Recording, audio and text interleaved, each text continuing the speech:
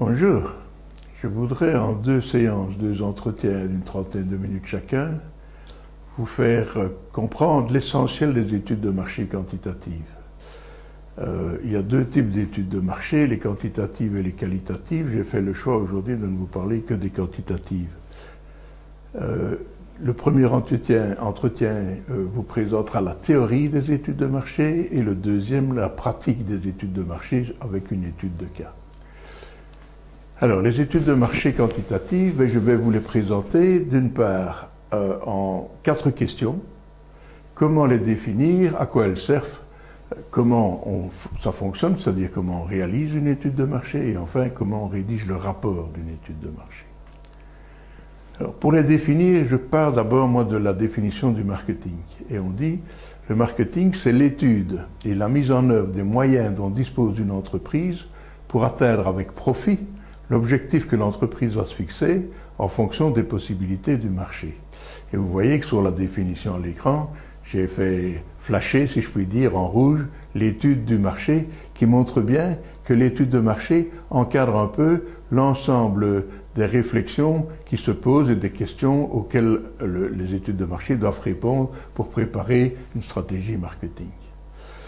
Je vais reprendre cette définition avec le deuxième élément important de la définition, c'est la mise en œuvre des moyens dont l'entreprise dispose. Alors, la mise en œuvre des moyens, c'est quoi les moyens? Mais Jérôme McCarthy les a définis d'abord selon 4 P, disait-il. La politique de produit, la politique de prix, la politique de distribution, qu'on appelle place en anglais, et la politique de communication, qu'on appelle promotion en anglais. Et je reprendrai tout à l'heure ces 4 politiques. Et maintenant, je vais vous parler de la définition des études de marché. On dit, c'est une technique qui rassemble, qui enregistre et qui analyse tout ce qui touche au transfert et à la vente d'un bien ou d'un service, bien entendu, depuis qu'il est conçu jusqu'à ce qu'il soit détruit par le consommateur final. Et vous voyez que j'ai souligné le mot destruction dans la définition parce que c'est extrêmement important. Il faut que le consommateur détruise le produit par sa consommation ou détruise le service qu'il demande, par exemple, parce qu'il a demandé comme service qu'on lui coupe les cheveux et les cheveux repoussés, donc il faut qu'on les recoupe. C'est ça qui fait le cycle économique, c'est production, consommation, consommation, destruction. Et vous voyez l'exemple que j'ai mis à l'écran pour l'illustrer, c'est une usine qui fabrique de l'électricité, une entreprise qui distribue l'électricité et un consommateur qui le consomme et donc qui le détruit. Alors à quoi ça sert? C'est déjà la deuxième question. À quoi servent les études de marché? Les études de marché, elles essayent de comprendre les besoins du client, ses motivations et ses freins, c'est-à-dire ce qui le pousse vers l'achat ou qui le retient d'acheter, ses intentions d'achat et finalement la satisfaction qu'il va retirer du produit ou du service qu'il va utiliser. Pour les besoins du client, vous voyez, il y a une petite pyramide, c'est ce qu'on appelle la pyramide de Maslow, qui part à la base par les besoins essentiels du consommateur et finalement tout au-dessus, les besoins de s'épanouir, d'épanouissement, qui sont vraiment la limite de la satisfaction des besoins d'un consommateur ou d'une personne. Alors, je reviens aux 4 P, c'est-à-dire aux moyens dont dispose l'entreprise pour atteindre ses objectifs de profit. Et tout d'abord, il y a la politique de produit. Alors, il y a 3 types de produits.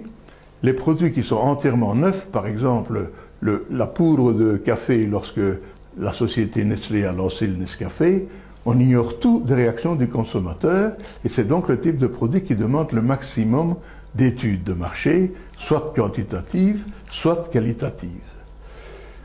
Il y a alors le produit qui change de nom. Par exemple, Coca-Cola qui, à un moment donné, a essayé d'imposer Coke en Europe parce que c'était le nom le plus utilisé par les Américains. Alors, on connaît le marché, mais on ne sait pas comment le marché va réagir à ce nouveau nom. Et finalement, Coca-Cola, d'une façon générale, a supprimé le mot Coke sur le pays européen.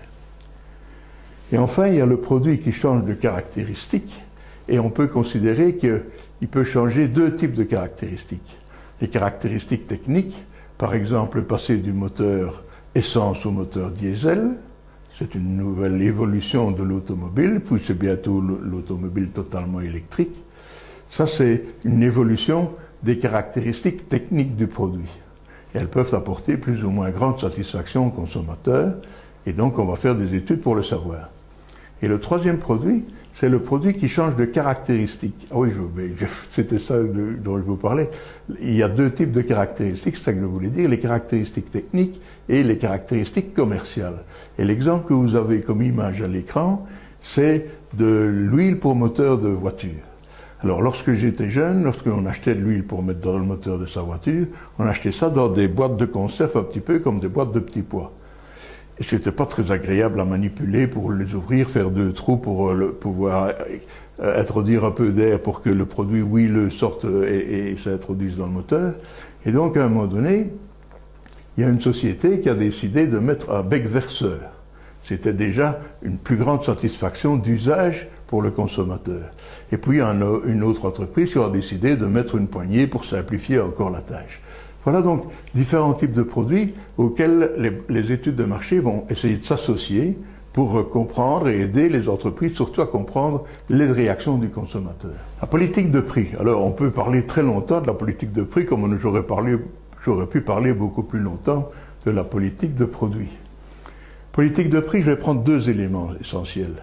Il y a tout d'abord le prix lui-même, qui est une donnée objective.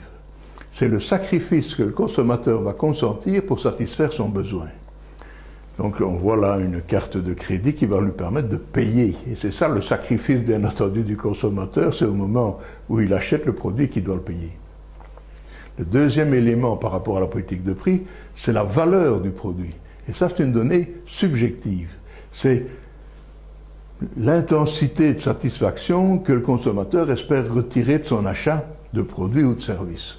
Ici, l'exemple, c'est un couple qui est au restaurant, et donc qui passe sans doute un très bon moment, et je leur souhaite, mais viendra le moment de la donnée subjective, c'est-à-dire du sacrifice, c'est payer le repas qu'il a fait.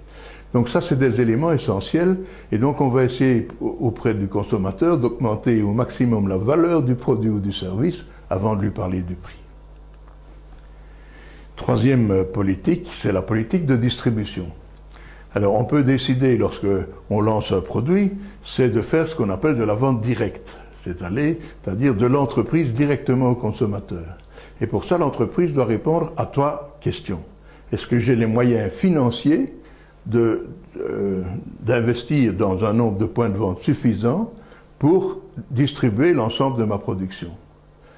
Deuxième question, c'est la gamme de produits que je fabrique. Est-ce que ma gamme est suffisante pour remplir un point de vente? Coca-Cola n'a sûrement pas une gamme suffisante pour remplir un point de vente, mais un constructeur automobile a suffisamment de modèles différents pour remplir un showroom. Et enfin, dernière question très importante, c'est quelle sera la rentabilité de cet investissement? On appelle ça la rentabilité relative. Est-ce qu'il vaut mieux que je fasse de la vente directe, ou est-ce qu'il vaut mieux que je rachète un concurrent, que je construise une nouvelle usine? Il y a toute une série d'investissements possibles et je dois choisir celui qui est le plus rentable. Et donc la plupart du temps, les entreprises ne vont pas répondre « oui, j'ai les moyens financiers, oui, j'ai la gamme, et c'est la meilleure rentabilité ». Et donc il va décider de passer par des intermédiaires. Alors on a plusieurs types de réseaux de distribution. Un réseau dense, c'est pour les produits à faible prix et à forte consommation, à forte rotation. Par exemple, de la confiture aux fraises maternes. Si j'entre dans un commerce et que je dis je voudrais un pot de confiture materne aux fraises et qu'on me dit monsieur, j'ai pas materne, mais j'ai une autre marque de confiture aux fraises, si l'effort que je dois faire pour aller chercher de la confiture materne, c'est-à-dire les kilomètres que je vais peut-être devoir faire pour entrer dans un autre point de vente, feront que je choisirai ce jour-là une autre marque de confiture aux fraises. Et donc, pour ce type de produit, il faut être présent dans un maximum de points de vente. C'est ce qu'on appelle un réseau dense. Le réseau sélectif, c'est un nombre de points de vente moyens, par exemple pour distribuer les produits, les mobiliers que je fabrique.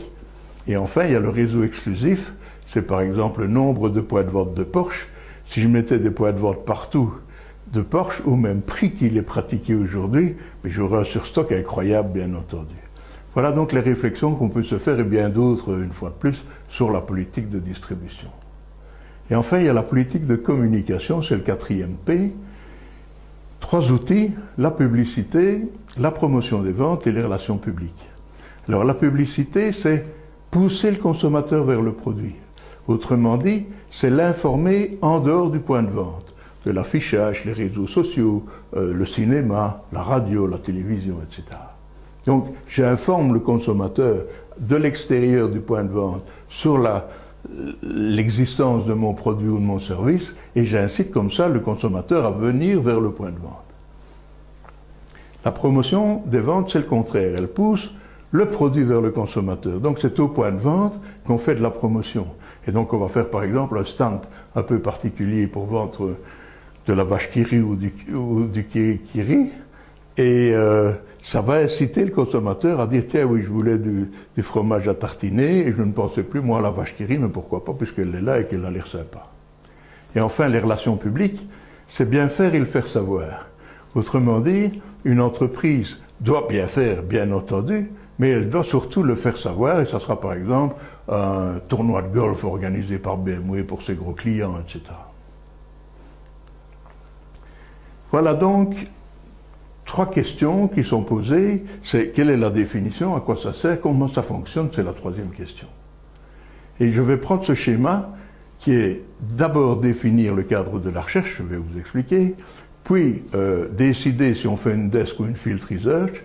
Si on passe par la field research, c'est une enquête sur le terrain, il faudra faire un questionnaire, constituer un échantillon et collecter les données. Et enfin, il faut analyser les résultats de tout ça.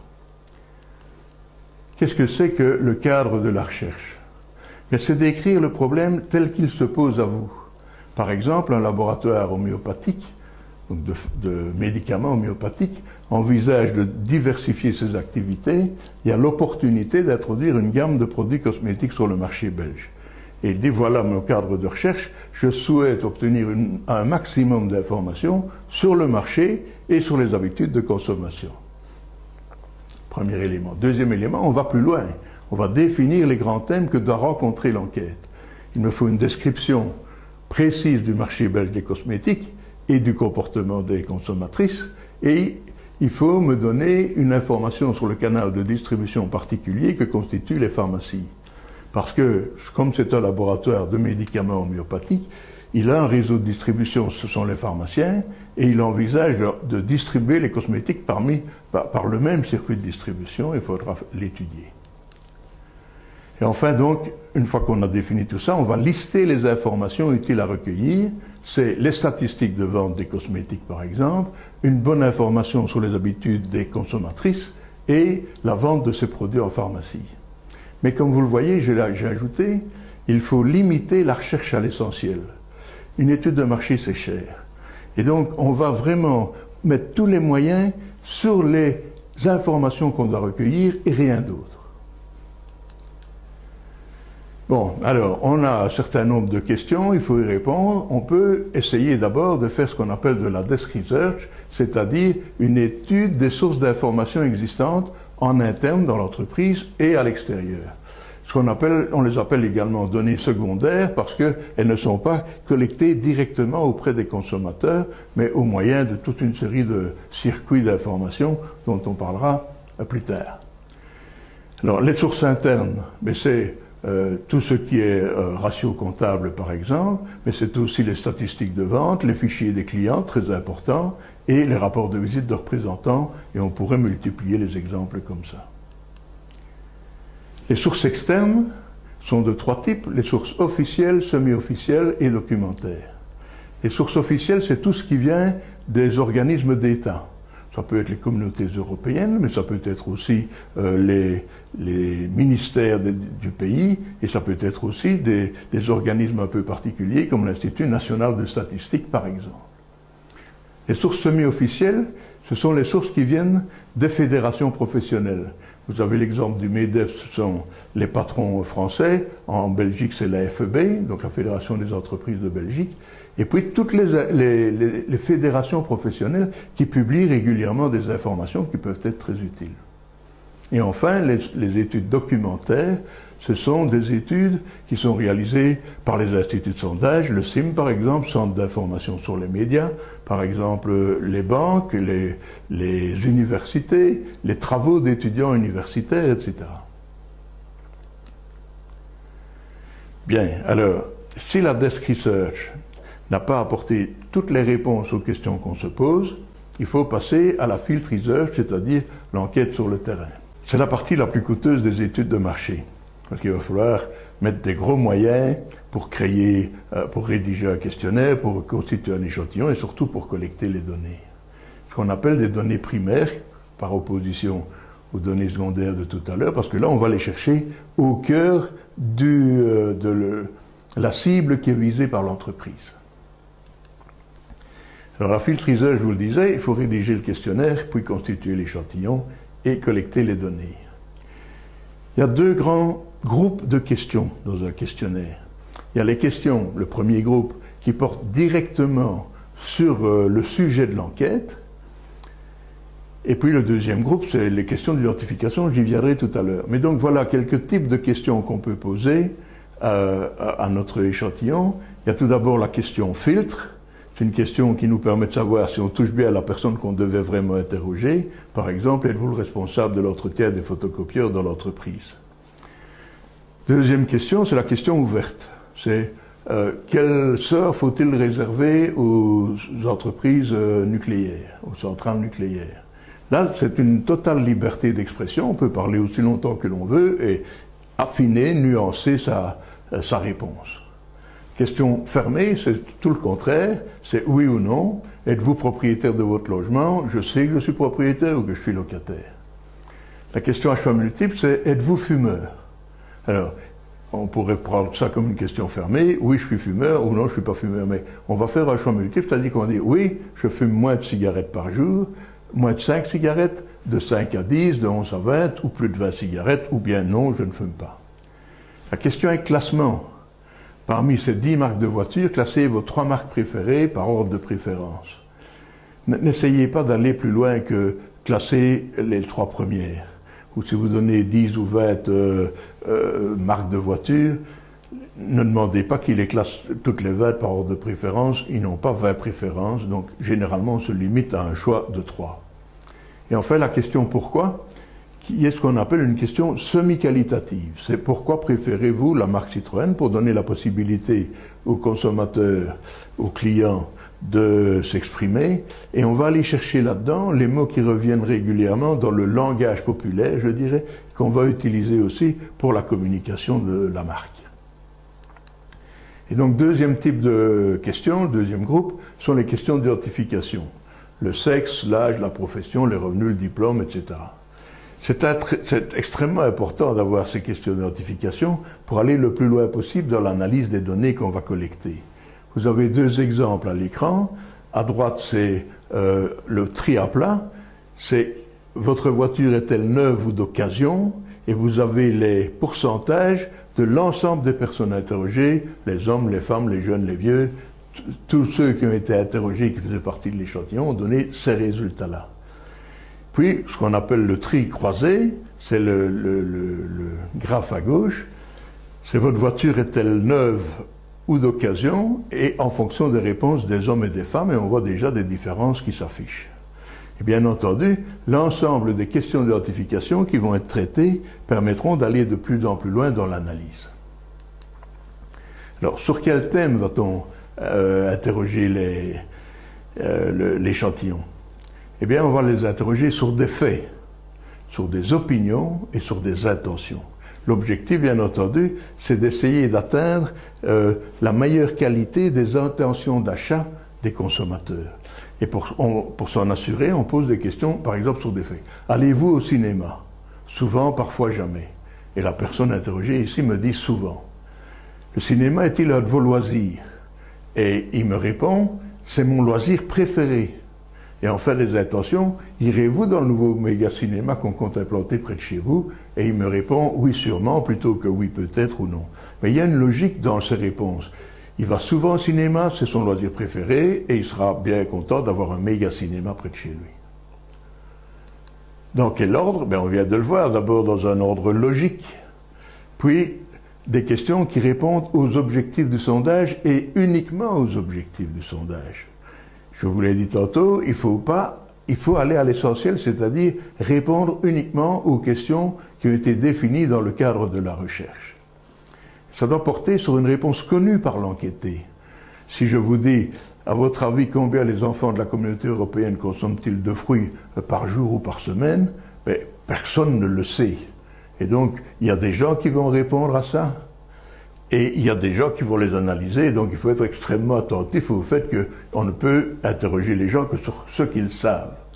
Et enfin, il faut tenir compte de la méthode de collecte qu'on va utiliser. Je vais y revenir sur cette méthode de collecte. Et donc, ne poser que les questions indispensables pour ne pas lasser les répondants, parce qu'ils ont une capacité moyenne, si vous voulez, d'accepter qu'on les interroge pendant un certain temps.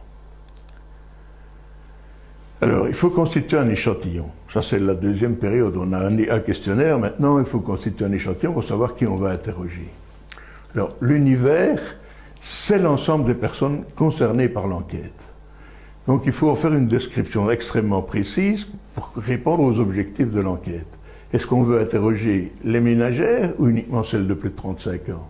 Est-ce qu'on veut interroger tous les médecins ou uniquement les médecins spécialistes ou les chirurgiens? Est-ce qu'on veut interroger tous les automobilistes ou les gros rouleurs qui font plus de 50 000 km par an? Ou enfin, est-ce qu'on veut faire une enquête de satisfaction auprès de nos clients? L'échantillon, c'est une petite partie de l'univers, mais il faut qu'elle soit suffisamment représentative de l'ensemble pour pouvoir en tirer des conclusions qui peuvent être applicables à l'ensemble. Je prends un exemple, voilà l'univers, c'est un bol de potage aux tomates. Et l'échantillon, bien entendu, c'est la cuillère qui se trouve à ses côtés. Si je prends la cuillère et que je goûte le potage, j'aurai une assez bonne idée de ce que me réserve l'ensemble du potage. Mais si c'est un potage tomate au ballotieus, comme on dit en Belgique, c'est-à-dire avec des petites boulettes, et que dans notre cuillère, il n'y a pas de ballotieus, on est passé à côté d'une caractéristique très importante de l'univers, ça s'appelle le risque d'erreur. Alors, il y a des tables d'erreurs statistiques qui nous permettent de déterminer, en fonction d'une part du nombre de personnes interrogées et d'autre part du type de réponse qui est obtenue, de voir quelle est la marge d'erreur de notre enquête. Je prends un exemple. Je décide d'interroger 500 personnes. Petit n, c'est l'échantillon. Donc, on peut interroger 100, 500, 1000, 2000, et puis en fonction de savoir quel est le risque d'erreur qu'on a pris. Et j'ai demandé quelle est votre couleur préférée. Et il y a 30%, c'est la première colonne, qui m'ont dit, moi, je préfère le blanc. Et la table d'erreur me dit, si vous avez interrogé 500 personnes et qu'ils ont répondu 30%, le risque d'erreur est de 4%. Ça, c'est la marge d'erreur. Maintenant, la fourchette dans laquelle se trouve la vraie réponse, c'est 30 moins 4 et 30 plus 4. Autrement dit, la fourchette d'erreur, si je puis dire, est de 8%. Bien. Si vous regardez un peu plus loin dans le tableau et que vous prenez la dernière colonne, 2000 personnes interrogées et 30% qui ont répondu « je préfère le blanc », on est passé à une marge d'erreur de 4% jusqu'à 2,1, c'est-à-dire quasiment, on a réduit le risque d'erreur de moitié. Alors, pour collecter les données, il faut d'abord choisir une méthode de collecte des données. Et ce choix est tel qu'il ne doit pas déformer l'échantillon. Par exemple, si je décide d'interroger mon échantillon par téléphone sur des lignes fixes, je dois savoir quand même qu'en Belgique et ailleurs, il y a de moins en moins de ménages qui ont une ligne fixe. Ils ont des GSM pour les remplacer. Et donc, comme on n'a pas d'annuaire des GSM, on risque, en interrogeant que des gens qui ont une ligne fixe, de passer à côté d'un échantillon représentatif. Il faut que la méthode qu'on va choisir permette de faciliter les réponses, par exemple, aux questions délicates, sur les revenus, sur les comportements sexuels, sur les opinions politiques, etc. Et donc, il y a des méthodes qui sont plus adaptées que d'autres à ce type d'information. Par exemple, l'enquête en face-à-face à domicile du consommateur. Il faut donc, pour faciliter les réponses aussi, avoir des questions très claires, utilisant un langage populaire, c'est-à-dire compris par tout le monde, et d'une réponse connue de l'enquêté, j'en ai déjà parlé. Et enfin, pour choisir une méthode de collecte des données, il faut encore tenir compte du budget dont on dispose. Si on interroge en rue, on peut faire des interviews à peu près de 80 personnes par jour. Si on interroge à domicile, c'est 10 personnes par jour. Et si on interroge par Internet, ce qui est le plus souvent le cas aujourd'hui, on va interroger beaucoup plus de monde sans aucun enquêteur et donc réduire les coûts de l'enquête. Alors, quelles sont les différentes méthodes de collecte? Il y en a trois grands types, par interview, par correspondance et les enquêtes télématiques. Les interviews, on peut les faire en rue, à domicile ou par téléphone. Par correspondance, on peut faire une enquête simplement postale ou ce qu'on appelle une distribution radar. La distribution radar, ça consiste à glisser un questionnaire dans l'emballage du produit et le consommateur, en ouvrant l'emballage, va découvrir le questionnaire. Il a donc encore en tête à ce moment-là le prix qu'il a payé, le nombre d'exemplaires qu'il a acheté, dans quel magasin il l'a acheté, etc. Donc on peut avoir des informations très précises et on l'appelle par correspondance parce que bien entendu il y a aussi une enveloppe encore payée par le destinataire pour la réponse. Et les enquêtes télématiques, il y a les enquêtes par téléphone qu'on appelle CATI, les enquêtes par ordinateur sur le web qu'on appelle CAWI et l'audimétrie. L'audimétrie, c'est l'analyse des auditoires des stations de radio et des chaînes de télévision. Bien entendu, aujourd'hui, la méthode la plus utilisée, c'est la méthode CAWI, c'est-à-dire l'enquête par interview sur le web. Et voilà, on est déjà à la dernière partie, analyser les résultats. Donc on a collecté des quantités de données grâce à un bon échantillon et un bon questionnaire, et maintenant, que fait-on de ces informations? Bien, il y a différentes possibilités. On va faire des tri à plat. Je vous en ai déjà parlé tout à l'heure. C'est l'information brute, c'est les réponses de l'ensemble des personnes interrogées. On peut avoir des tris croisés, c'est en fonction des questions d'identification. Et vous voyez ici, votre voiture est-elle neuve ou d'occasion? D'une part, entre hommes et femmes, et d'autre part, le deuxième graphique qui est le plus bas, c'est le graphique les hommes uniquement en fonction de leur âge. Et donc vous voyez que toutes ces questions d'identification peuvent faire l'objet de multiples croisements qui permettent chaque fois d'affiner le comportement des consommateurs. Et enfin, il reste un troisième type de tri, c'est les tris pondérés. C'est des tris qui consistent à faire des moyennes. Par exemple, quelle importance attribuez-vous au prix d'achat lorsque vous achetez une nouvelle voiture? Ils peuvent donner une réponse comprise entre 1 et 10. 1, c'est le moins d'importance, et 10, le plus d'importance. Et ils peuvent dire aussi, ne pas répondre, c'est-à-dire qu'ils n'ont pas d'avis. Alors on peut considérer qu'on fait un calcul de moyenne en tenant compte des gens qui n'ont pas d'avis, et on va donner la valeur 0 à ces gens-là, et on a une moyenne ici de 6,94 d'importance pour le prix d'achat. Par contre, si on se dit, ça n'a pas d'intérêt de tenir compte des gens qui n'ont pas d'avis, on supprime donc ces personnes et on refait une moyenne entre 1 et 10 sans tenir compte des non-répondants et on passe à 7,64 d'importance attribuée au prix d'achat d'une voiture. Bien, alors une fois qu'on a tous ces tableaux, qu'on y a réfléchi, on va voir si les statistiques ne peuvent pas nous aider à mieux comprendre encore ce qui se passe. Alors, il y a différents types de statistiques. Moi, je vais vous parler des tests d'hypothèse aujourd'hui. Les tests d'hypothèse consistent à étudier la différence entre le comportement moyen de l'ensemble des personnes interrogées et le comportement d'une partie de ces personnes, par exemple, les femmes de 25 à 34 ans. Il y a trois types de tests d'hypothèse, le test du Ki-Carré, la méthode de Belson et le test de Kolmogorov-Smirnov. Et ils travaillent tous sur ce même principe, différence de comportement de l'ensemble des personnes interrogées et d'une partie d'entre elles, mais leur méthode de calcul diffère. Je vais prendre moi un exemple avec le test du Ki-Carré.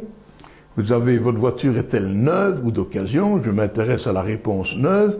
Est-ce qu'il y a quelque chose qui explique le fait que les gens aient dit ma voiture est neuve? Eh bien, le Ki-Carré va nous dire dans ce cas-ci, il y a trois variables explicatives du choix de cette réponse. J'ai une voiture neuve, c'est le fait d'avoir 51 à 65 ans, le fait d'avoir un usage surtout professionnel de sa voiture et le fait d'avoir surtout, je crois, une voiture de société plutôt qu'un véhicule privé. Donc ça, c'est ce que statistiquement est considéré comme les variables expliquant le comportement ou le choix de la réponse « j'ai une voiture neuve plutôt qu'une voiture d'occasion ». Si les tests statistiques n'ont pas donné de réponse, on peut avoir ce qu'on appelle des outils d'aide à la réflexion. Il y en a trois pour moi. L'indice d'affinité, le mapping et le baromètre de satisfaction. Alors l'indice d'affinité, c'est un ratio entre le taux de pénétration d'un produit ou d'un comportement dans un sous-groupe et le même taux dans l'ensemble de la population. Je prends un exemple. Votre voiture est-elle neuve? Restons toujours dans le même schéma et le même exemple pour que vous compreniez plus facilement. Je ne vais pas vous expliquer comment on a calculé ça, je vous l'expliquerai dans le deuxième entretien que nous aurons. Comment on calcule ces indices d'affinité. Il faut savoir qu'un indice supérieur à 100 est indicatif d'un comportement observé supérieur dans un sous-groupe par rapport au comportement de la moyenne. Et qu'est-ce qu'on va voir ici? C'est que les propriétaires d'un véhicule de société ont un indice d'affinité de 128, alors que les propriétaires d'un véhicule privé ont un indice inférieur à 100 de 95. Et donc, on peut considérer que le fait d'avoir une voiture de société est explicatif de la réponse « j'ai une voiture neuve ». Et quand on regarde en fonction de l'âge, on voit que plus on vieillit, si je puis dire, plus on a des chances de trouver des gens qui ont un véhicule neuf plutôt qu'un véhicule d'occasion. Et l'exemple que je donnais tout à l'heure, 51-65, est clair ici, on a un indice d'affinité de 131. Deuxième outil d'aide à la réflexion, c'est le mapping. On a demandé à des automobilistes quelle importance ils attribuaient à la sécurité d'un véhicule ou quelle importance ils attribuaient à la vitesse du véhicule, la vitesse que le véhicule pouvait atteindre. Et vous voyez que le petit carré rouge du côté de vitesse, c'est la réponse la plus fréquente des propriétaires de gros cylindrés de plus de 2500 cm3. Alors que tout à fait à l'opposé, en gris, c'est les propriétaires de moins de 1300 qui n'attachent pas beaucoup d'importance à la vitesse. Mais on voit aussi que ce sont les propriétaires des gros cylindrés qui attribuent le plus d'importance à la sécurité. Voilà donc deux éléments de réflexion à propos, par exemple, ici des cylindrés. Je prends maintenant la sécurité toujours, mais en même temps le prix d'achat du véhicule. Quelle importance attribuez-vous au prix d'achat?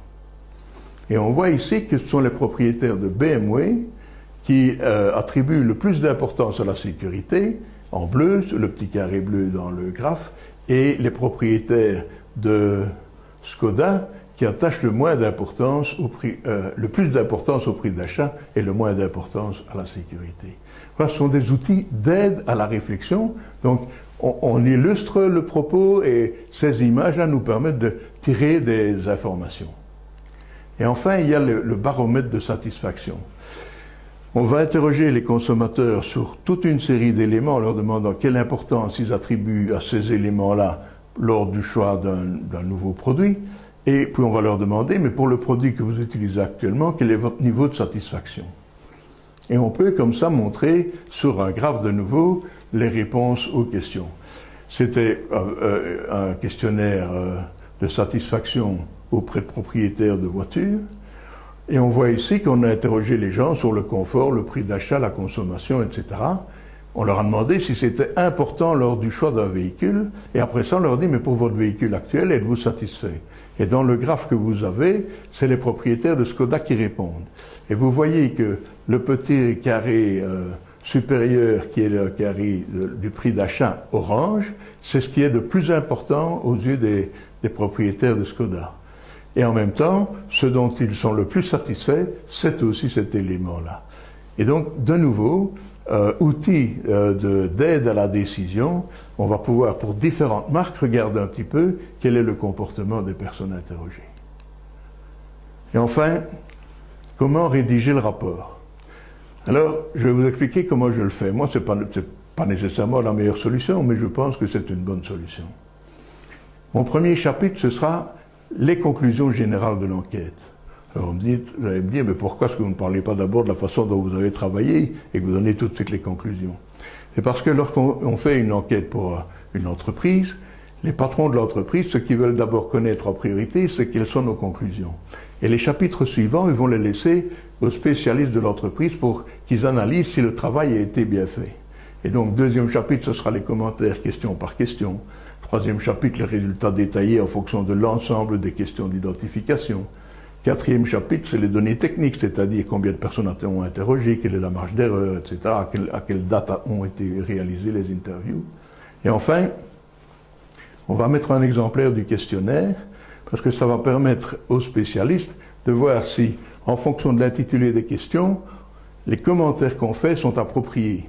Est-ce qu'on a bien compris le sens de la question lorsqu'on a fait la rédaction des résultats et des commentaires? Alors, deux tout derniers conseils, c'est ne multipliez pas les types de graphiques dans un même rapport. Prenez un type de graphique pour tout le rapport, parce que sinon, à chaque question, il faut que le lecteur se remette à essayer de comprendre comment a été rédigé ou réalisé le graphique. Prenez toujours le même type de graphique. Et enfin, utilisez toujours les mêmes couleurs pour les mêmes variables. Par exemple, pour les hommes, ça sera vert et pour les femmes, ça sera bleu, ou ce que vous voulez, mais pendant tout le rapport, chaque fois que vous donnerez des résultats des hommes et des femmes, ça sera toujours les mêmes couleurs pour les hommes et les mêmes couleurs pour les femmes.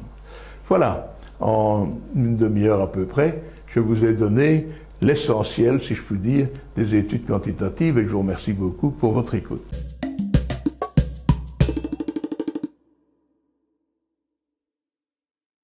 Nous voici donc au deuxième entretien consacré aux études de marché quantitatives, à l'essentiel des études en tout cas. Et lors du premier entretien, je vous avais dit qu'il serait consacré à la théorie et celui-ci plutôt à la pratique. Et donc je vais partir d'une étude réalisée pour un laboratoire sur l'introduction d'une gamme de produits cosmétiques sur le marché belge. Alors, dans cette étude, les chiffres cités datent déjà de quelques années, parce que sinon je ne pourrais pas vous en parler, d'une part. Et d'autre part, c'est une étude de marché réelle réalisée pour un laboratoire qui nous a fait confiance, qui a fait confiance à mes étudiants pour réaliser cette étude. Et donc je repars du même schéma, définir le cadre de la recherche, desk, field et analyse des résultats, pour vous présenter la façon dont nous avons travaillé sur cette étude de cas. Alors, le cadre de la recherche, tout d'abord. C'est le directeur d'un laboratoire pharmaceutique, comme je vous l'ai dit dans le premier entretien, qui veut diversifier ses activités.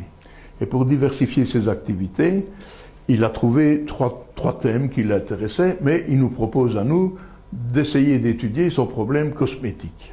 Et il dit voilà, j'ai trouvé dans un pays étranger une gamme de produits cosmétiques assez proche de la philosophie des médicaments homéopathiques dans leur conception. Et je voudrais introduire 3 produits sur le marché belge, les crèmes de jour, les crèmes de nuit et les crèmes pour les mains. Et il dit, mon problème est le suivant. Je ne connais pas le marché des produits cosmétiques et je voudrais savoir ce qu'il en est et comment il évolue. D'autre part, je voudrais connaître le profil des femmes qui utilisent ces 3 types de produits cosmétiques. Et enfin, il dit, je ne veux pas changer de réseau de distribution. Moi, je travaille pour mes médicaments avec les pharmaciens et je veux encore travailler avec eux. Mais pour réussir rapidement une pénétration du marché, est-ce qu'il y a un profil des pharmaciens qui sont plus intéressés par la vente de produits cosmétiques que les autres? Voilà. Ça, c'est clair, évidemment, comme cadre de la recherche. Et donc, on va essayer d'y répondre. Et pour y répondre, on va travailler d'abord avec une desk research, c'est-à-dire l'étude des sources existantes, comme je vous en ai déjà parlé. Et je vais travailler avec le CIM. Le CIM fait une étude qu'il appelle le cross-média et il pose entre autres la question quelle est la relation entre la consommation de médias et la consommation de produits, quel est le profil des consommateurs et comment se comportent-ils. Voilà ce qui m'intéresse vraiment et je vous ai mis à gauche sur l'écran l'adresse de ce centre d'information sur les médias. Voilà quelques exemples de son questionnaire actuel. Et il dit par exemple ici que vous effectuiez ou non les achats, indiquez pour les produits suivants si vous êtes la plupart du temps le décideur principal, l'acheteur. Et dans la liste des produits qu'il présente, il y a les cosmétiques, les parfums et le maquillage. Donc voilà des questions qui m'intéressent vraiment déjà. Puis, dans une autre question, il dit « Dans quelle mesure êtes-vous d'accord avec chacune des phrases suivantes ?» Et dans ces phrases-là, il y a « J'utilise de préférence des produits homéopathiques. » Ça m'intéresse beaucoup. Et enfin, de la crème de jour pour le visage ou de la crème hydratante, de la crème de nuit pour le visage, une crème pour les mains, c'est les produits. À quelle fréquence achetez-vous ces produits? Parfait. Et qu'est-ce que je trouve dans ce rapport du CIM? Il dit que pour les crèmes de jour, il y a 79% des femmes de 15 ans et plus qui utilisent ce produit. ce qui représente 3 331 900 femmes, dont 48% les utilisent parfois, ce qui fait 2 millions de femmes, et 32% tous les jours, ce qui fait 1 300 000 femmes. Les crèmes de nuit, il y a 35% des femmes de 15 ans et plus qui utilisent le produit, soit 1 500 000 femmes à peu près, dont 23% parfois et 12% tous les jours, et je trouve le même type d'information pour les crèmes pour les mains. Ça, c'est le marché des produits cosmétiques en Belgique, à l'époque où on a réalisé cette enquête. Alors, comment évolue-t-il? Ici, j'ai modifié les années, 2004, 2010, 2016, c'est plus ancien que ça. Mais ça ne change rien, j'ai gardé les chiffres en dessous qui datent de cette époque-là, parce que ça permet de comprendre. Et on dit, voilà, je vais prendre les indices d'évolution, c'est les deux dernières colonnes à gauche du tableau. 2004 égale 100%, ou bas 100, c'est comme vous voulez. Hein. Et donc, si je dis 2004 égale 100, et que je regarde en dessous, les crèmes de jour entre 2004 et 2016 ont évolué de 42%, 142. Les crèmes de nuit de 106%, et les crèmes pour les mains de 19%.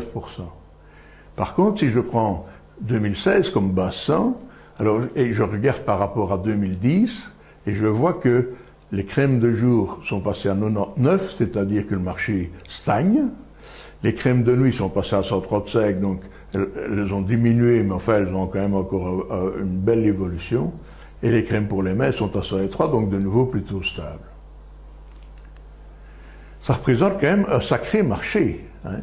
Même s'il est plus stable aujourd'hui qu'en 2004.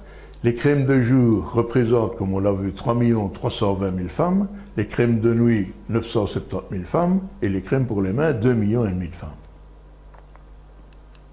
Ça permet surtout, cette information, de préparer la première commande au laboratoire du pays étranger où on a trouvé ces produits.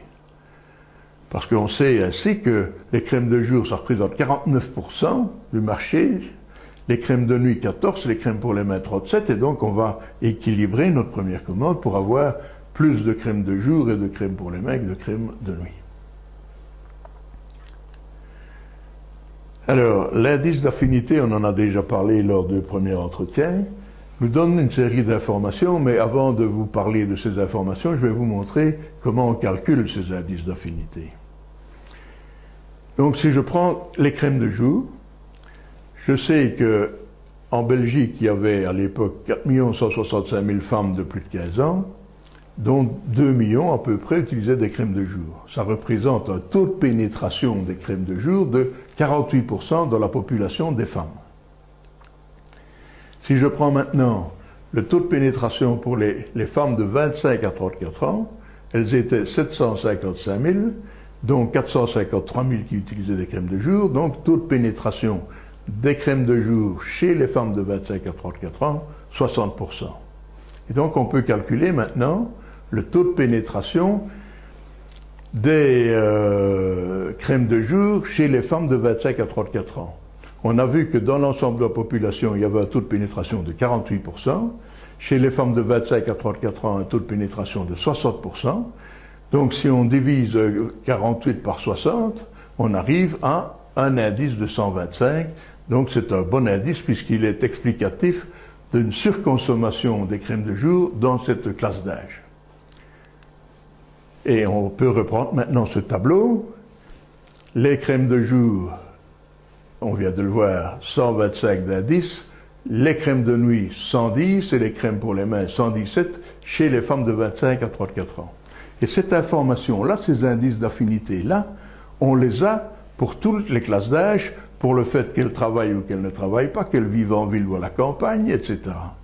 Et cet ensemble d'informations va nous permettre de définir le cœur de cible pour le laboratoire homéopathique. Voilà les femmes qu'il doit contacter d'abord. Il s'agit de jeunes femmes, 25 à 55 ans, de la classe sociale A ou B, c'est les classes supérieures. Elles travaillent comme cadres, commerçantes ou employées, avoir au moins fait leurs humanités. Elles habitent les grands centres ou les villes moyennes, plutôt en Flandre qu'en Wallonie. Enfin, elles sont mariées et ont 1 ou 2 enfants. Mais voilà une information essentielle pour le directeur de ce laboratoire homéopathique qui nous est fournie par le CIM, le Centre d'information sur les médias, de façon extrêmement précise. Il y avait une troisième question. Donc on a vu quelle était l'évolution du marché, quel était le marché, son évolution, quel était le profil des femmes consommatrices de ces produits. Mais il nous demandait aussi, y a-t-il le profil des pharmaciens cosméticiens? Comme la DESC n'a pas apporté de réponse à cette question-là, on n'a pas trouvé d'informations sur ce sujet, on doit faire une field research pour trouver la réponse. Et lorsque on n'est pas un énorme laboratoire comme GSK, on n'a pas des budgets énormes pour faire des sondages, et donc on utilise en Belgique alors des ville tests. Pour la Wallonie, la ville test c'est Namur, et pour la Flandre, la ville test c'est Gand. Et ici, on décide donc d'interroger tous les pharmaciens de la ville de Namur. Quand je dis la ville de Namur, c'est le Grand Namur, hein, donc c'est Namur et ses environs. Alors, on pose une série de questions. J'ai repris de ce questionnaire 3 questions qui me semblaient essentielles pour l'exposé que je vous fais aujourd'hui. C'est, dans votre officine, où situez-vous les produits cosmétiques?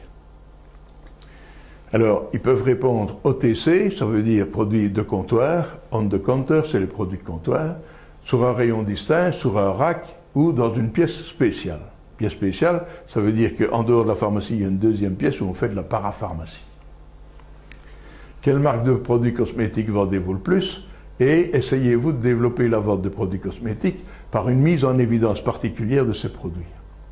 Donc, moi, je retiens pour cet exposé 3 questions de ce questionnaire.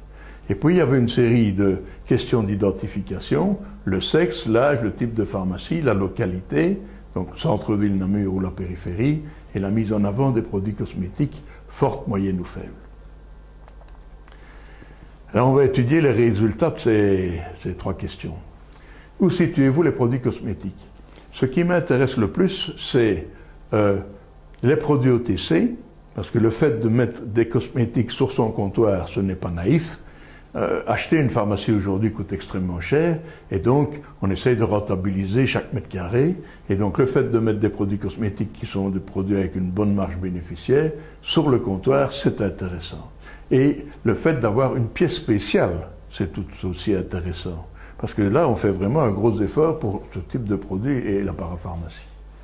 Et on constate que ce sont les femmes qui répondent le plus au TC, et ce sont les femmes aussi qui répondent qu'elles font de la parapharmacie. En fonction de l'âge, mais qui répond le plus au TC, et les seuls d'ailleurs, ce sont les moins de 40 ans. Et pour la pièce spéciale, c'est aussi les moins de 40 ans. Donc c'est intéressant. On a vu dans la première question que c'était, enfin dans le premier graphe, que c'était surtout les femmes qui s'étaient intéressées, et ici c'est surtout, je vais dire, les jeunes pharmaciens. Où situez-vous les cosmétiques dans la pharmacie? Selon la mise en évidence des produits cosmétiques. Et ceux qui ont une forte mise en évidence répondent beaucoup plus au TC que les autres et sont les seuls de nouveau à dire « j'ai une pièce spéciale pour ces produits-là ». Deuxième question, c'est « quelle marque de cosmétiques vendez-vous le plus ?» Et c'est au pluriel. Alors c'est important parce que on sait bien la réponse, on connaît la réponse. La marque la plus vendue en pharmacie, c'est Vichy. Et donc, ce qui nous intéresse, nous, c'est de voir le profil des personnes qui répondent d'autres marques, plutôt que Vichy. Et on voit d'ailleurs que les femmes répondent moins Vichy que les hommes. Mais on voit aussi qu'elles répondent plus Fa, qu'elles répondent plus Roc. Donc, les femmes sont beaucoup plus intéressées par la vente de produits cosmétiques que les hommes. Selon l'âge, on voit que les gens qui répondent le moins Vichy, ce sont les gens qui ont 40 à 50 ans et les moins de 40 ans. Enfin, quelle marque vendez-vous le plus? En fonction de la forte mise en avant des produits cosmétiques, de nouveau, on voit que ce sont ceux qui ont une forte et une moyenne mise en avant des produits cosmétiques qui répondent le plus d'autres marques. Troisième et dernière question qu'on va envisager, c'est faites-vous un essai particulier pour mettre en évidence la vente des produits les produits cosmétiques de votre pharmacie? Et on voit là que les femmes répondent beaucoup plus oui que les hommes. Les moins de 40 ans répondent beaucoup plus oui que les autres. Et c'est ceux qui ont bien entendu une forte mise en avant des produits cosmétiques qui répondent le plus, qui font un effort pour la mise en avant de ces produits-là. Et donc, on peut reprendre les indices d'affinité et on va retrouver exactement les mêmes informations. C'est les hommes, les femmes, les plus jeunes pharmaciens et ceux qui ont une forte mise en avant des produits cosmétiques dans leur officine, qui sont les pharmaciens qu'il faut contacter en priorité. Alors, si on prend les tests d'hypothèse, mais la première question c'est où situez-vous les produits cosmétiques dans la pharmacie?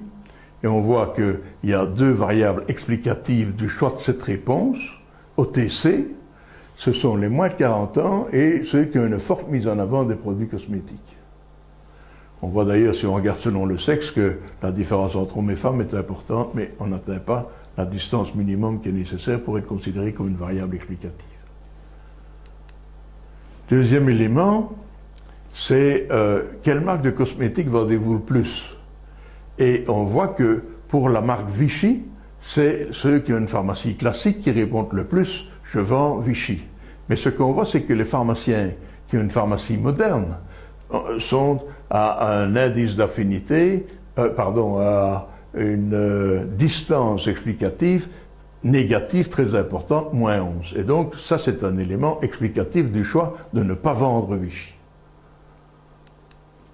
Enfin, dernier élément, c'est faites-vous un essai particulier pour vendre les produits cosmétiques ou les mettre en évidence particulière. Et là, on a trois variables explicatives, les femmes, les pharmaciens de moins de 40 ans et les pharmaciens qui ont une forte mise en avant des produits cosmétiques dans leur pharmacie. Donc, au fil de ces trois questions, on voit toujours revenir trois thèmes importants, les femmes, les jeunes et la forte mise en avant des produits cosmétiques. Eh bien, c'est ce qui va apparaître dans le rapport, bien entendu, dans les conclusions du rapport. Et lorsqu'on présente ce rapport-là à des délégués commerciaux du laboratoire en question, mais on voit déjà qu'ils cochent dans la liste de pharmaciens ceux qui sont plutôt des femmes, qui sont plutôt jeunes, et les cosmétiques, si la mise en avance est forte ou pas, en évidence est forte ou pas, ils le verront bien quand ils seront dans la pharmacie, mais ils cochent d'office d'aller voir d'abord des femmes et des jeunes pharmaciens, parce qu'une fois qu'ils auront pénétré ces marchés-là, lorsqu'ils iront visiter des pharmaciens ayant moins d'atomes crochus, ils pourront déjà dire, mais un tel de vos collègues qui habitent ou confrères qui habitent ici dans le coin a déjà pris nos produits, vous pourriez peut-être faire un effort, c'est en tout cas ce qu'on vous suggère. Voilà. Donc, pratique, c'était le deuxième élément, le deuxième entretien. Théorie, c'était le premier. Et j'espère que tout ça vous aura permis de mieux comprendre comment fonctionnent les études de marché quantitatif. Je vous remercie de votre écoute.